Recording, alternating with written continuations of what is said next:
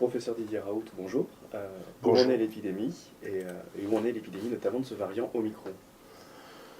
Bien, d'abord, effectivement, ce sera la dernière vidéo que je ferai de l'année 2021, donc elle va être assez complète. On va passer en revue l'ensemble des éléments d'épidémiologie, les variants, les traitements, les attaques dans l'IHU, a été la victime, et on va passer tout ça en revue. Sur le plan de l'épidémie, ce graphique qui est sorti de World in Data, que je vous conseille de regarder, vous avez la référence ici, vous voyez que la cinétique de cette épidémie dans le monde, par définition, est une pandémie, est totalement imprévisible.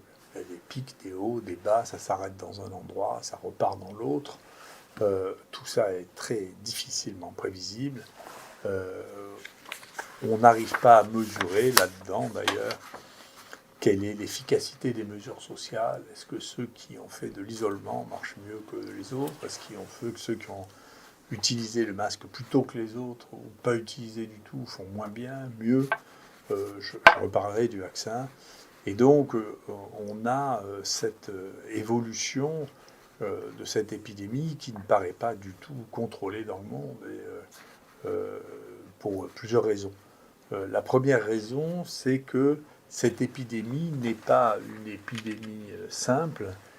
C'est pas un virus qui a circulé. Donc, si vous voulez, moi, je ne veux pas rentrer dans les débats de rebond par rebond. Il n'y a jamais eu de rebond. En réalité, il y a des variants différents. Et ces variants sont différents dans tous les pays du monde. Alors, Philippe Colson va vous montrer, il y a un site qui s'appelle Covariant. Voilà, qui s'appelle Covariant.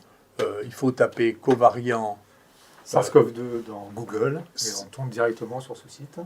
Voilà, qui vous permet de voir, pour les pays qui ont analysé les variants, ce qui s'est passé. Et donc, vous voyez, voilà, la France, on a eu notre premier épisode en mars-avril, et puis ça s'est arrêté. Cette première épidémie-là a disparu, et en juillet, on voit réapparaître une épidémie brutale, et cette épidémie commence en France, c'est le bleu clair. Elle commence en France, on s'est posé la question, dès le départ, on se doute que cette épidémie est une épidémie secondaire qui vient des visons. On voit des cas au Danemark et en Hollande, on se demande si c'est des cas importés du Danemark et Hollande. Finalement, on finit par avoir, après avoir beaucoup attendu la séquence des visons, et on voit que cette épidémie-là, qui est en bleu clair et qui va se répandre en Europe, cette épidémie est née en France, elle va disparaître en France. C'est une épidémie sur laquelle on appelle le Marseille 4, sur laquelle on travaille énormément. On a beaucoup de séquences avec Philippe Colson, et on est en train de comprendre ce qui se passe, mais incontestablement, au départ, elle vient de France, et les séquences que l'on va trouver chez les visons en France sont les mêmes, alors qu'on ne retrouve pas ces séquences de visons ailleurs. Donc c'est bien ça du Made in France, et qui va se répandre, qu'on va voir secondairement. Donc si on regarde le Danemark, on voit que ça commence plus tard au Danemark que chez nous, oui. Et la Hollande, ça commence plus tard que chez nous. Après, la deuxième grande vague épidémique, c'est celle de l'Espagne. Donc si on arrive à l'Espagne, qui doit être un peu plus haut, l'Espagne est en orange. Vous voyez que pratiquement quand nous, on commence à avoir notre épidémie en bleu, eux commencent à avoir cette épidémie orange. Nous, on va avoir quelques cas, on va les appeler les Marseille 2. En réalité, ils ont été publiés depuis dans Nature, et c'est cette épidémie-là. Cette épidémie va, elle aussi, se diffuser en Europe, pas nécessairement dans les mêmes pays. Vous voyez qu'en Suisse, par exemple, il y a la moitié d'Espagnols et la moitié de notre virus à nous. Mais si vous regardez en Angleterre, eh bien, toute cette période épidémique va être due au variant espagnol, que vous voyez ici en orange. Et puis, donc ça, c'est les deux grandes épidémies de cet été. L'épidémie espagnole et en Europe, hein, l'épidémie espagnole et l'épidémie française. Ensuite, il va y avoir cette épidémie rouge. C'est à partir de là que tout le monde va se rendre compte qu'il y a des variants. Et donc, on va appeler ça le variant anglais. Maintenant, on appelle ça le variant alpha. Et vous voyez que ce variant anglais va se répandre là, en Angleterre, et puis en Allemagne, au Danemark, en Suède, au Japon, c'est le premier qui va vraiment affecter le Japon, et en France, vous voyez que c'est lui qui arrive, alors qu'on avait ce que vous voyez par ailleurs, c'est des Sud-Africains qui vont rester minoritaires, et donc on va avoir la même vague anglaise qui va arriver à ce moment-là. Ensuite, va commencer en Angleterre, pour ce qui concerne l'Europe, et on revient sur l'Angleterre, le variant indien, qu'on appellera Delta, il vient bien d'Angleterre, il va arriver chez nous d'une part d'Angleterre et d'autre part d'Inde, avec des marins indiens qui viendront à Marseille. Et vous voyez qu'ensuite, quand vous regardez en France, eh bien, le troisième grand épisode de cet été, c'est le variant indien. Donc, vous voyez, il s'agit d'épidémies successives dues à des virus différents qui arrivent et qui s'implantent différemment dans les pays, en fonction des pays, pour des raisons que je comprends mal, qui sont liées à l'écosystème.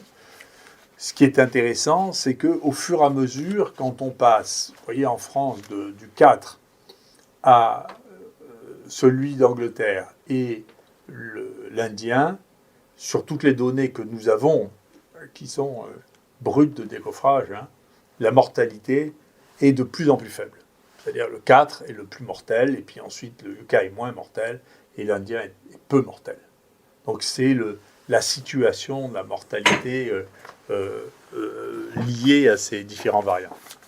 Est-ce qu'on sait si aujourd'hui les vaccins nous protègent ou non du virus ? Alors là, on va passer sur un autre site. Moi, je vous donne tous ces sites pour que vous alliez vérifier par vous-même. Ce qu'on vous dit, c'est pas inintéressant. Moi, je ne vous demande pas de me croire, parce que mon métier, c'est d'enseigner la science. Il y a les données que j'ai, celles qui ne sont pas encore publiées, vous êtes bien obligé de les croire ou pas les croire, mais toutes celles dont je vous parle, vous pouvez les vérifier par vous-même. Moi, je suggère que vous ayez votre opinion par vous-même. Parce que les opinions, dès qu'il y a un interprète, dès qu'il y a un traducteur, vous savez, les Italiens disent ça depuis très longtemps, traducteur, trahisseur. Donc le mieux, c'est de regarder les données soi-même. Donc là, on regarde, vous voyez, un autre site. Et donc ce site est le site de Johns Hopkins. Et c'est un site extrêmement intéressant que je vous recommande de regarder parce qu'il est troublant. Donc là, c'est la première page de ce site. Si vous tapez « Maintenant, c'est ce que vous allez voir », eh bien, il y a eu 8 milliards de doses vaccinales qui ont été injectées dans le monde. 8 milliards.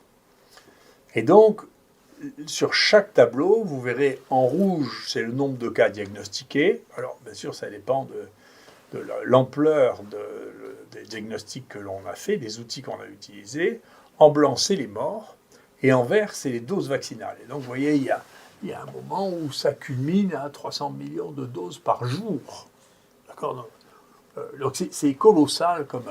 Et vous pourriez me dire, mais alors, les 8 milliards, ils sont pas répartis d'une manière suffisante. En particulier, les pays pauvres en ont moins. C'est peut-être ce qui explique qu'il y ait toujours autant de cas. Mais si vous regardez la carte qui est au milieu, les points rouges, vous voyez, c'est les points où il y a eu le plus de vaccins. Donc c'est les points où il y a eu le plus de vaccins, où il y a eu le plus de cas quand même. Donc il reste quelque chose, vous voyez, c'est des maladies d'écosystème, des maladies infectieuses. C'est pas 1 et 1 font 2. C'est très complexe. Et vous voyez, l'Afrique qui a été très peu vaccinée, n'a pas beaucoup de cas, alors que l'Europe qui a été très vaccinée et les côtes américaines qui ont été très vaccinées ont toujours beaucoup de cas. Donc, si on regarde maintenant les différents pays, il y a des pays qui sont, les groupes des pays réagissent différemment au vaccin. Moi, je n'arrive pas à comprendre. Je n'arrive pas à comprendre l'épidémie, sauf que c'est un virus mutant qui, il a l'air, au fur et à mesure que le temps passe, de diminuer de virulence.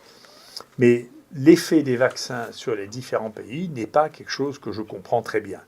Il y a des pays dans lesquels, ceux-là, par exemple, on a l'impression... Alors, le vaccin n'a pas du tout bloqué l'épidémie.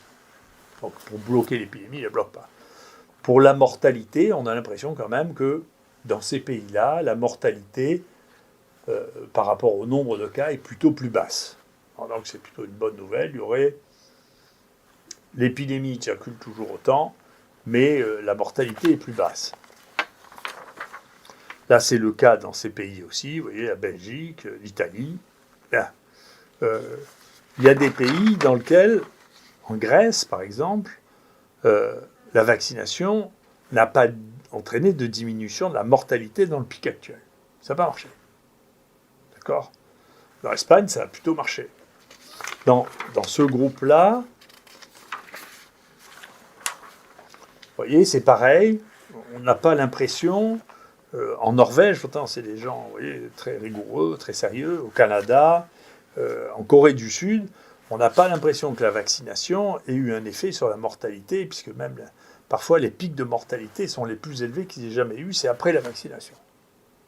Donc c'est complexe à interpréter. C'est pareil pour le Portugal, qui avait l'air d'être tranquille, là, et puis hop, on fait la vaccination, on voit l'épidémie qui repart.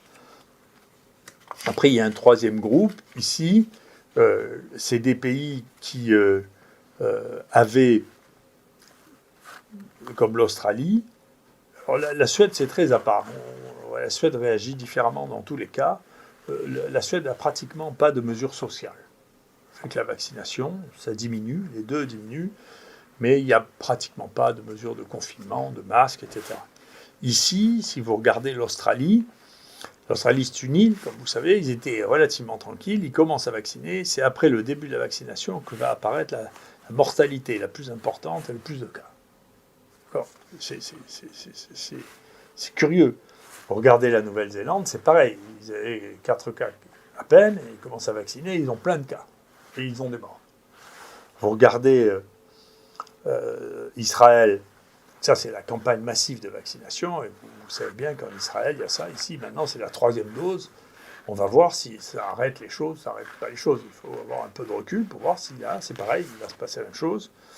Ici c'est le Pérou, c'est le Pérou, et donc au contraire avec la vaccination, ça arrête l'épidémie actuellement, on verra ce qui se passera ultérieurement, et puis ici c'est l'Islande aussi, c'est de très bons élèves, l'Islande. Vous voyez, ils vaccinent massivement, plus de 85% de vaccination, hein, c'est considérable. Pouf, vous avez une épidémie qui repart. Et donc, tout ça, ça amène à dire quand même, la vaccination, c'est compliqué. Voilà.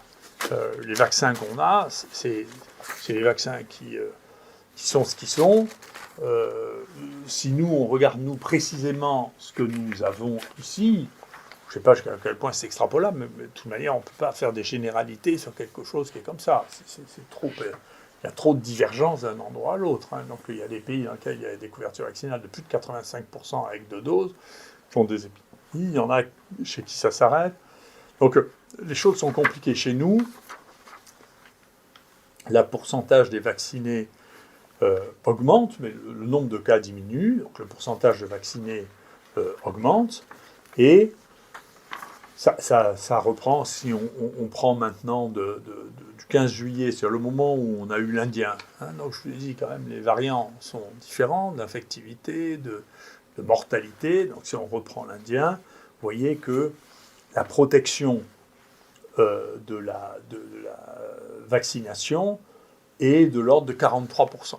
Alors, chez les gens qui se présentent ici,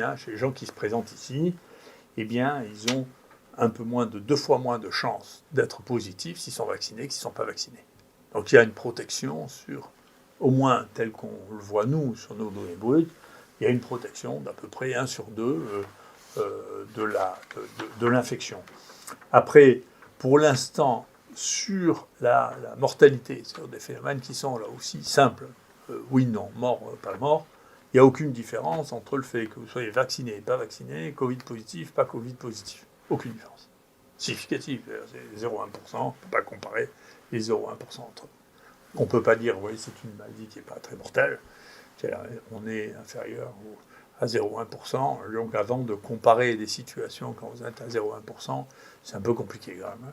Donc ça, si on ne sélectionne pas des sous-groupes de malades dans lesquels on dit je prends juste ceux-là, parce que chez ceux-là, je vais réussir à montrer une différence avec des petits effectifs, c'est-à-dire si on prend tout le monde, on voit bien que la mortalité globale des gens qui passent ici pour se faire diagnostiquer, et ces données, c'est pas nous, encore une fois, je vais en revenir dessus, c'est les données de l'INSEE, c'est pas nos données, hein, je reviendrai dessus, parce que comme tout le monde dit n'importe quoi actuellement, sur sur les travaux que nous faisons, je vais réexpliquer ça.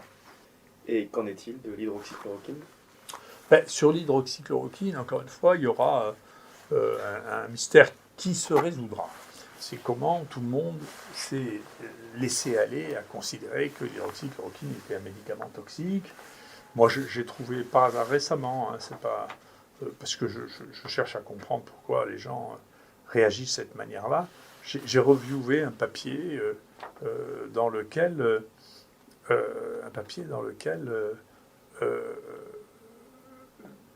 les gens interrogeaient les médecins praticiens, les praticiens hospitaliers, sur le fait qu'ils avaient utilisé ou pas l'hydroxychloroquine. Alors, il y avait des infectiologues, il y avait des gens spécialistes en médecine interne, il y avait des rhumatologues, dans le cadre du Covid.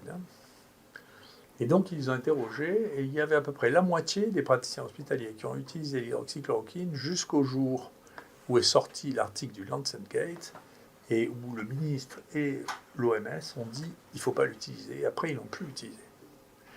Et c'est intéressant parce que c'est des gens, c'est la conclusion que faisait l'article, mais c'est pas le préprint que j'ai vu, c'est pas l'article définitif, on va essayer de changer, c'est tous les gens qui avaient l'habitude d'utiliser l'hydroxychloroquine, en réalité, ont utilisé l'hydroxychloroquine sans jamais penser que ce truc était toxique. Alors, c'est intéressant parce que, par exemple, vous voyez, sur cet article que j'ai trouvé là, mais la semaine dernière, en regardant dans la bibliographie, vous voyez, c'est un article qui est fait par un groupe de Français. Vous avez là tous les internistes français, y compris des gens qui ont écrit après que c'était épouvantable, que ça ne marchait pas, que c'était affreux, etc. Vous voyez, et vous avez Delfrécy dedans, voilà, qui a publié sur 600 personnes qui ont été traitées par l'hydroxychloroquine en rhumatologie. Il ne parle jamais une seule fois d'arrêt cardiaque. C'est publié en septembre 2020, ça. Hein. Après qu'on a dit que l'hydroxychloroquine tuait les gens. Et Delfrécy, au milieu de ce groupe d'internistes, avait déjà publié en tout 5 publications sur l'hydroxychloroquine, sans parler des effets cardiaques. Donc qu'est-ce qui s'est passé dans l'esprit de tous ces gens? Et les gens, alors que, encore une fois, on a donné en 2019 32 millions de pilules d'hydroxychloroquine, comment se fait-il qu'il n'y ait pas eu de gens qui avaient dit mais vous êtes sûr que c'est vrai, ça? C'est pas possible, on a tellement prescrit ça, on en a tellement donné. Attendez, vous êtes sûr que c'est vrai, cette histoire? Vous voyez, y compris, quand même, celui qui est le patron du Conseil scientifique national, quand même. Si là-dedans, vous ne trouvez pas qu'il y a quelque chose d'étrange, je ne sais pas ce que c'est, l'affolement, le fait de ne pas vouloir contredire, qu'est-ce qui s'est passé? Vous voyez, on ne peut pas se contredire à ce point, comme ça, 5 publications internationales rapportant une centaine de cas, sans rapporter d'accidents cardiaques, et d'un coup, croire qu'il y a 10% d'accidents cardiaques avec l'hydroxychloroquine quand on traite les gens qui ont un Covid. Enfin, c'est extrêmement étrange. Donc nous, en plus, sur l'hydroxychloroquine, je suis content, parce que la guerre contre l'hydroxychloroquine, je ne suis pas la seule victime de ça. Le type qui est le meilleur tropicaliste au monde, vous pouvez regarder là aussi sur Google, vous regardez Google Citation, Nick White, c'est écrit comme blanc en anglais, et puis vous regardez, c'est le spécialiste de médecine tropicale le plus cité du monde, qui a le plus grand H-factor, et qui travaille depuis très longtemps en Thaïlande, et qui travaille en Afrique, et qui, étant tropicaliste, a travaillé sur le paludisme, et donc qui connaît très très bien la chloroquine et l'hydroxychloroquine. Il a développé avec le Wellcome Trust, qui est une maison très sérieuse, une évaluation de la chloroquine et de l'hydroxychloroquine en prophylaxie. Et il a protesté récemment que l'OMS écrivait qu'il n'y avait aucune évidence de ça, alors qu'ils n'ont pas les données pour pouvoir analyser ça. Mais Nick White vient de terminer son étude. Il rendra les résultats de son étude au premier trimestre de l'année prochaine. Et là aussi, on verra bien si entre la réalité des évaluations, et il a fait comme ça, les spécialistes de la randomisation sont contents, une étude randomisée, on verra bien si on a un effet prophylactique ou si on n'a pas un effet prophylactique, parce qu'on continue à avoir besoin de quelque chose qui soit un peu plus efficace en termes de prophylaxie, même si le vaccin joue un rôle. Donc il faut essayer d'avoir des armes supplémentaires. Pour nous, ce qui nous concerne, on a eu l'occasion, je reviendrai dessus, d'avoir une visite de la NSM, c'est-à-dire de la sécurité des médicaments, à la suite d'une diffamation envoyés par des gens d'ici, hein, donc qu'on poursuivra à Mediapart sur le fait qu'on ferait des essais sauvages sur la tuberculose, ce qui nous a permis de montrer qu'il n'y avait aucun effet sauvage sur la tuberculose, ça c'est bien clarifié, qui leur a permis de regarder en détail tous nos processus d'éthique, et ils n'ont pas trouvé de choses à redire, ce qui nous permettra d'alimenter nos dossiers contre Madame Bic, qui n'arrête pas de dire qu'on ne respecte absolument pas l'éthique, et toute cette inflammation de la presse à ce niveau-là. Et puis, en discutant avec ces autorités, j'aurais dit, mais écoutez, nous, nos données sur l'hydroxychloroquine, elles sont très simples, elles sont transparentes. C'est-à-dire que tous les diagnostics sont enregistrés dans un système informatique national qui s'appelle SIDEP. Tous les gens qui ont été pris en charge ici sont pris en charge dans le cadre de l'assistance publique pour lequel il y a des dossiers sur un système informatique qui s'appelle Axigate. Tous les traitements qu'on leur a donnés sont des traitements qui sont accessibles par une banque de données qui est indépendante de nous, qui peut regarder si les gens ont reçu l'hydroxychloroquine et l'azithromycine, c'est la pharmacie.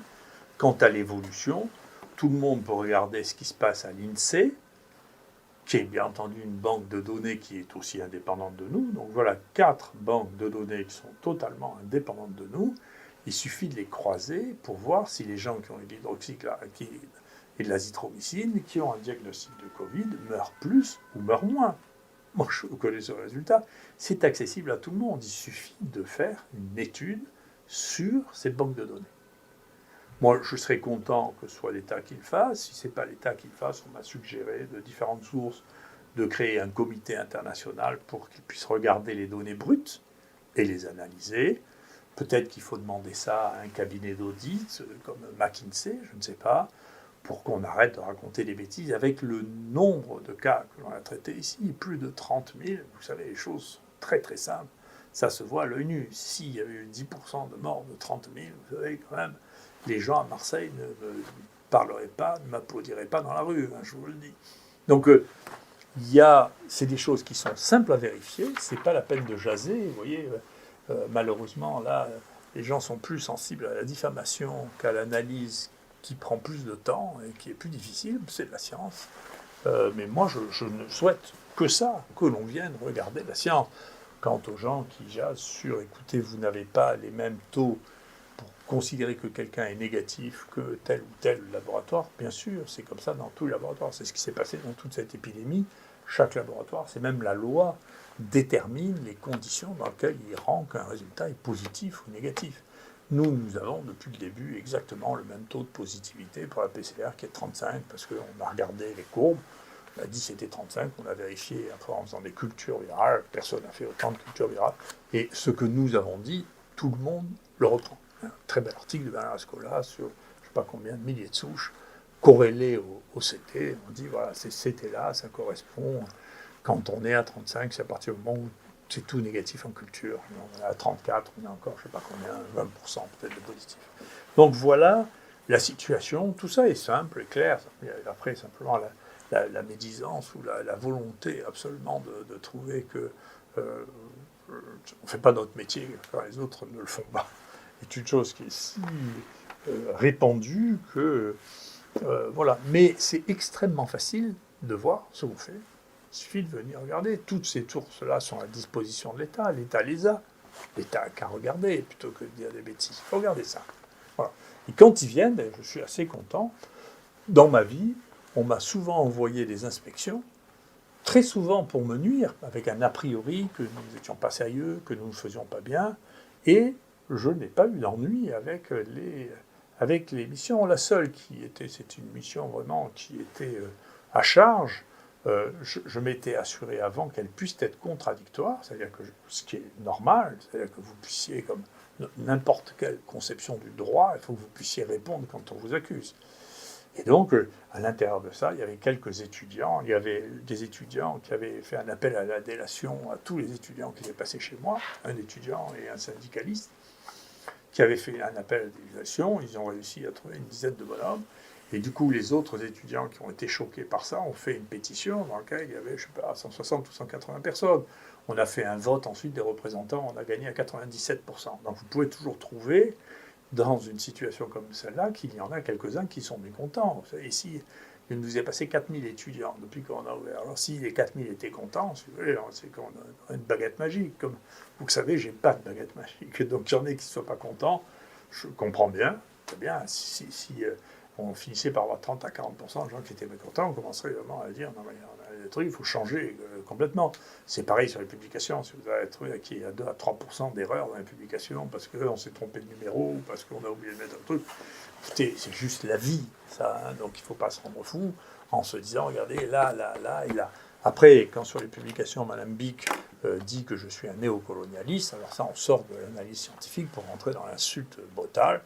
Et surtout moi, je ne suis pas susceptible de me faire traiter de néocolonialiste. Donc depuis qu'elle sait que je portais plainte, elle l'a enlevé. Et bien entendu, j'ai des photos d'écran de ça, de ce qui a été écit.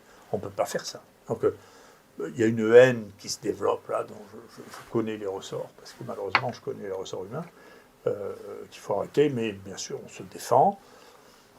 Il y a eu des tentatives assez amusantes d'ailleurs de nous empêcher de nous défendre, qui sont arrivées avec notre nouveau directeur général, là, qui voulait nous empêcher la fondation de couvrir les insultes couvrant les HU.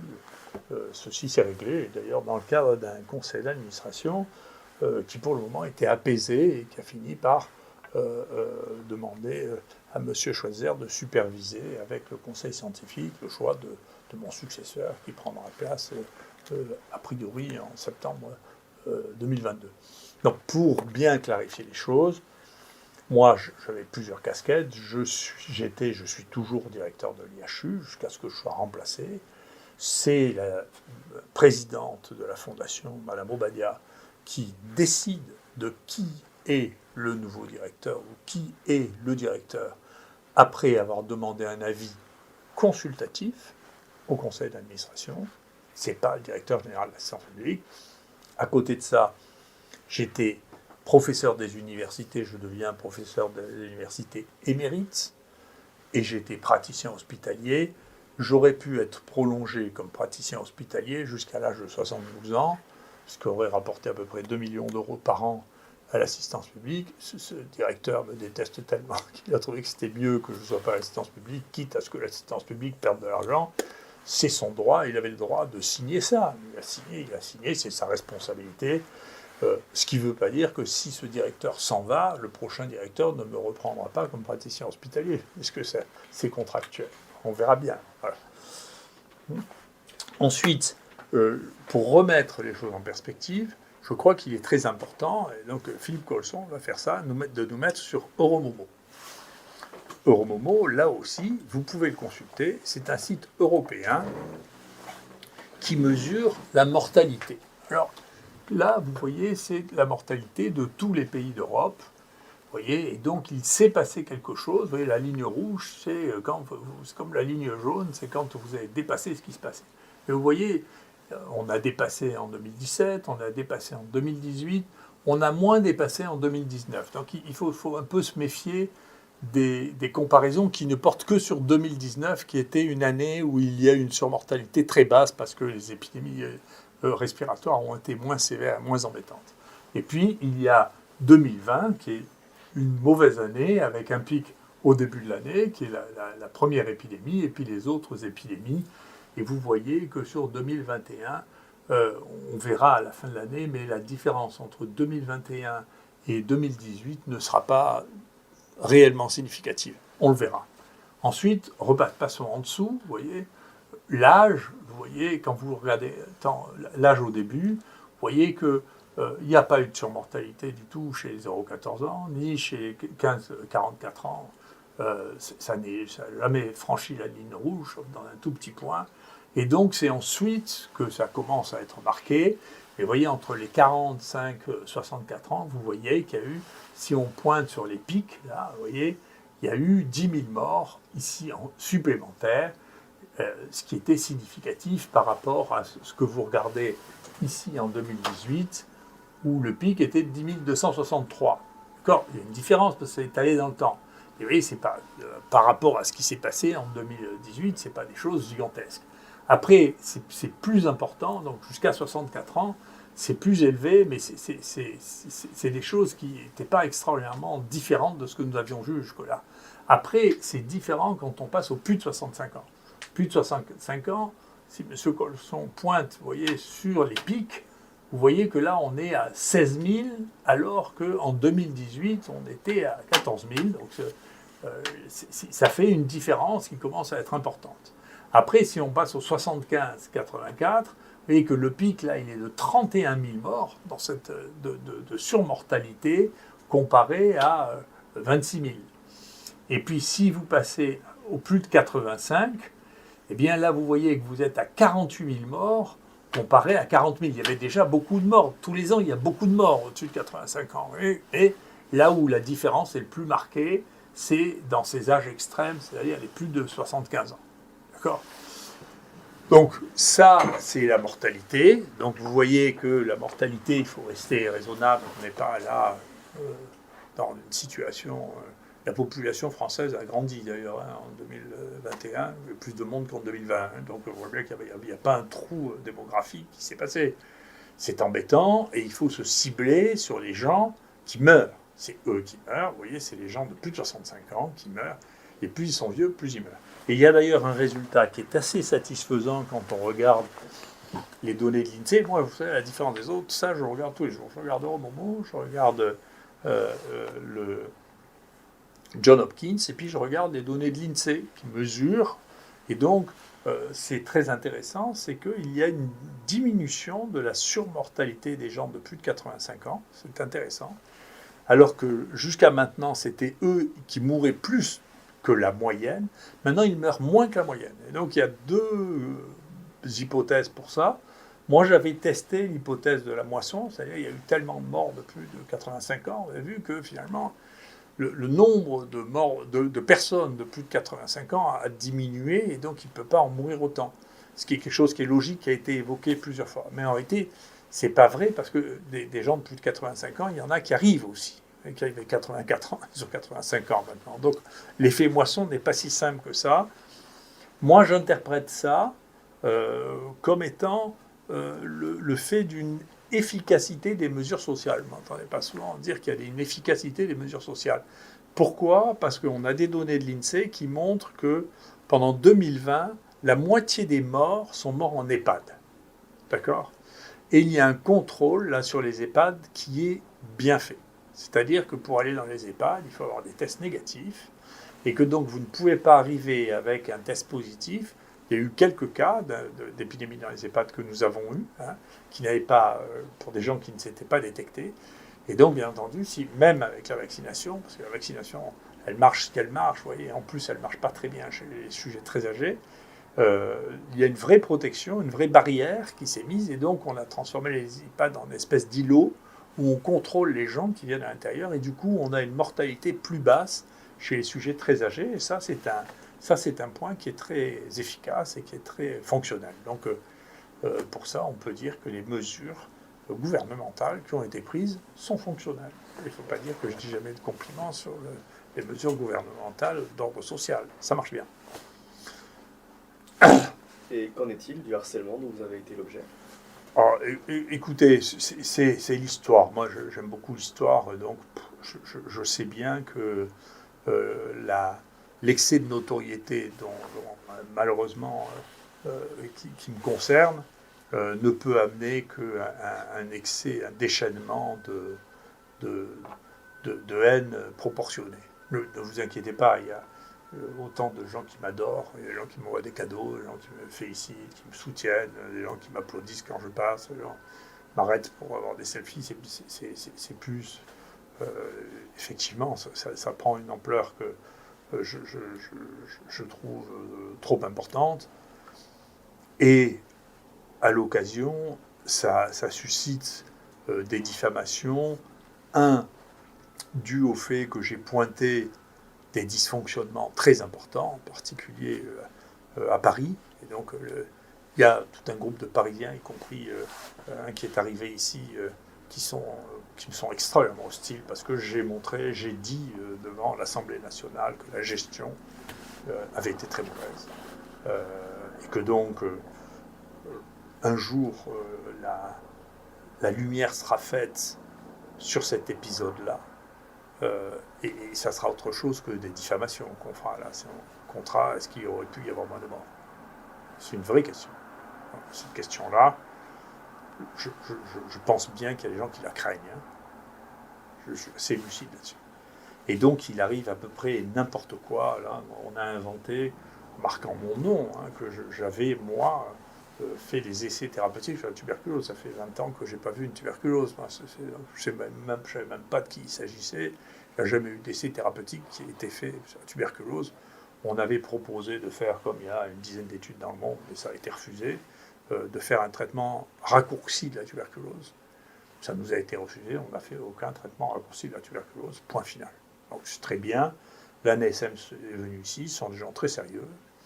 Ils ont examiné, ils ont passé une semaine ici à regarder tous les dossiers, les fouiller, etc. Moi j'attends avec beaucoup de sérénité le compte-rendu de leur visite ici. Je suis très serein, je n'ai pas d'état d'âme. Ils aient trouvé quelque chose où ils pensent qu'ils sont en désaccord sur des choses mineures, sur lesquelles il n'y a pas de mort, il n'y a pas de blessés, il n'y a pas de choses, mais ils pensent qu'on a interprété la réglementation d'une manière différente de ce qu'ils interprètent. Très bien, c'est possible. Bon, écoutez, je ne me prends pas pour Dieu, je ne crois pas que je sois exempt d'erreurs. Donc je fais des erreurs, très bien, je fais des erreurs. Il y a une mission de l'IGAS, il y a GNR qui est en cours, très bien, ils nous ont demandé les documents de tout ce qu'on fait, vous savez, on fait tout dans les règles, parce que même si ce n'était pas spontanément notre manière de faire, comme on sait que tous les ans, on a une visite, une inspection, vous savez, je peux vous dire que les dossiers sont à jour. Hein. Les dossiers sont à jour, on suit les règles, on fait attention, parce que à nous, on ne nous permettra pas une sortie de route, je vous le dis. Donc, on est prudent, on fait attention. Quand on fait les choses, on les fait dans les clous, on fait la règle, on garde tous les documents. On ne pourra pas compter sur les documents perdus. Hein, on n'a pas les documents perdus. Mais ce qui se révèle à cette époque-là, c'est avec ce niveau de tension que je n'avais pas vu. Je savais que ça s'est passé pendant la guerre, parce que, bien sûr, je le dis souvent, mes parents m'ont passé tous les dimanches à me raconter leur guerre. C'est bien sûr, la diffamation, deux, la délation, c'est les dénonciations anonymes sur des choses qui sont inexactes, qui ont franchi un cap, là, qui ont utilisé des dossiers de malades. On n'a pas le droit de faire ça. Ça peut être puni de 15 000 € et de 1 an de prison, de briser le secret médical pour l'utiliser à des fins différentes de la médecine. Et donc là, on voit bien que pour l'épisode du Mediapart, il y a des dossiers qui ont été transmis par je ne sais qui, mais bien sûr, on portera plainte pour essayer de trouver qui a fait ça. Moi, mon propre dossier, celui de ma femme, celui d'autres de mes collègues, a été violé dans cet établissement, l'Assistance publique de Marseille. Et donc, j'espère qu'il y aura une enquête nationale qui va être mise fin à cette histoire, parce que sinon, ça veut dire que pour me nuire, on peut regarder le dossier de n'importe quel malade, envoyer ça dans la presse et dire, regardez, y compris les malades que j'aurais jamais vus, regardez ce qu'ils font comme bêtises à l'assistance publique, et pas à l'assistance publique, parce qu'on dit, il n'y a pas de dossier de malade dans l'IHU, il y en a zéro. Tous ces dossiers, c'est l'assistance publique. L'assistance publique loue des locaux dans l'IHU, met des malades dans l'IHU, a des médecins qui travaillent dans l'IHU, mais l'IHU est le propriétaire des murs. L'IHU n'a pas de responsabilité directe dans les malades. C'est les médecins qui travaillent ici, qui sont employés par l'assistance publique, qui ont cette responsabilité des malades. Donc, il faut faire très attention. Et d'ailleurs, c'est la raison pour laquelle toutes nos données sont accessibles. Ce ne sont pas nos données à nous, ce sont des données à l'assistance publique. D'accord ? Il faut que l'assistance publique s'occupe de sécuriser la confidentialité, le secret médical des médecins, où il faut arrêter l'informatique. Si on n'est pas capable de contrôler ce qui se passe là, ça veut dire que tout le monde peut avoir ses données médicales utilisées pour X raisons, sans qu'ils le sachent, et non anonymisées. Là, il s'agit de gens qui sont parfaitement reconnaissables. D'accord ? Donc, il faut faire très très attention, là, que la haine n'aveugle pas les gens. C'est ce qui se passe, là. Les gens sont aveuglés par la haine. Et quand ils sont aveuglés par la haine, comme ça, je pense que les autorités doivent se poser des questions très, très, très, très précises. Est-ce qu'on peut donner des responsabilités de cette nature pour des gens qui, pour avoir raison, sont prêts à transgresser des règles qui sont millénaires, hein. Vous savez, c'était le serment d'Hippocrate, mais ma bouche taira les secrets que j'aurais vus dans la maison de mes patients. C'est le serment d'Hippocrate. Moi, j'ai prêté ça comme serment. D'accord, donc, c'est très, très grave. D'accord. Donc, il s'agit de dire que je suis un imbécile, que je m'en fiche un peu. J'ai ma propre opinion là-dessus, qui n'est pas bouleversée par l'opinion des autres. Mais ça, là, on touche à quelque chose qui est intouchable. On n'a pas le droit. C'est l'État qui doit garantir notre sécurité et c'est les fonctionnaires d'autorité qui doivent garantir notre sécurité et j'attends bien qu'ils le fassent. Merci beaucoup.